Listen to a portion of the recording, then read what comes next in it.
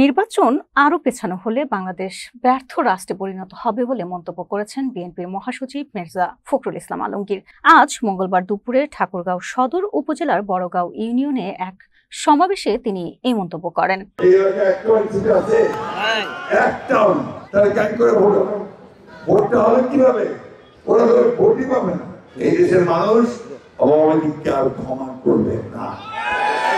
এইবার যদি নির্বাচনটা পিছিয়ে যায় আরো তাহলে এই দেশটাকে ব্যর্থ রাষ্ট্রে পরিণত হবে। নির্বাচন পেছানোর কোনো সুযোগ নাই। সংস্কারের যে বিষয়ে আমরা একমত হয়েছি তার বাইরে কিছু চাপিয়ে দিলে দায় নিতে হবে সরকারকেই। আমরা যেগুলো আমরা একমত হয়েছি বিএনপি শুধু সেগুলোর পক্ষেই থাকবে, অন্য কোনো কিছু বিএনপি দায় নেবে না, সে দায় সরকারকে নিবে। তিনি অভিযোগ করেন একটি দল বাড়ি বাড়ি গিয়ে নারীদের কাছে ধর্মের অপব্যাখ্যা দিচ্ছে। এই সিস্টেমটাই ব্যবস্থাটা আমরা পরিচিত না, আমরা বলছি যে আমরা গ্রহণ করবো না, পরে পার্লামেন্টে আলোচনা করে ওটা না করলে নাকি ভোট হবে না। ভাই ভোটটা তো ভয় পাচ্ছ কেন? কারণ তুমি জানো যে ভোট হলে তোমার অস্তিত্ব থাকবে না, এই কারণে তুমি ভোটকে এত ভয় পাও, নির্বাচনকে এত ভয় পাও।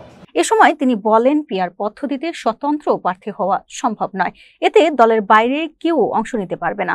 বিগত সরকারের স্বৈরাচারী আচরণের সমালোচনা করে বিএনপির মহাসচিব মির্জা ফখরুল ইসলাম আলমগীর বলেন বিএনপি ক্ষমতায় এলে 15 মাসের মধ্যে 1 কোটি বেকারের কর্মসংস্থান নিশ্চিত করবে এবং বিচার বিভাগকে সম্পূর্ণ স্বাধীন করা হবে।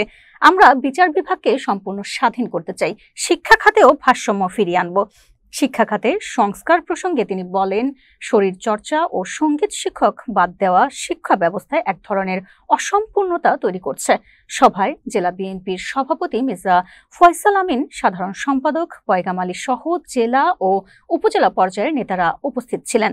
আগামী নির্বাচনের আগে মাঠ পর্যায়ে নেতাকর্মীদের ঐক্যবদ্ধ রাখতে সক্রিয় হচ্ছে বিএনপি। মির্জা ফখরুলের আজকের এই বক্তব্য সেই প্রস্তুতিরই ইঙ্গিত দিচ্ছে বলে মনে করছেন স্থানীয় নেতাকর্মীরা। এই কারণে আমার খুব ভালো কাজ পেয়েছে, 5ই আগস্টে আমরা তাদের করে আমাদেরকে মুক্ত করতে সাহায্য করতে, যারা উমরাও দল করছে জানেন তো, এনসিপি নাম শুনেছেন তো? আছে এনসিপি একটাও? এই এলাকায় একটাও এনসিপি আছে? একটাও না। তাহলে কেন করে ভোট হবে? ভোটটা হবে কিভাবে?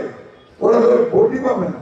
ওই জন্য ওরা ওই উমার সাথে শুনে রাখতে যে না পিয়ার আগত দিবা হবে, সনদ করিবা হবে, এগুলোকে ওই আপনার মানে শুধু বিভ্রান্ত করা, ভোট বুঝানো এবং আগের ব্যবস্থায় ফিরে যাওয়া।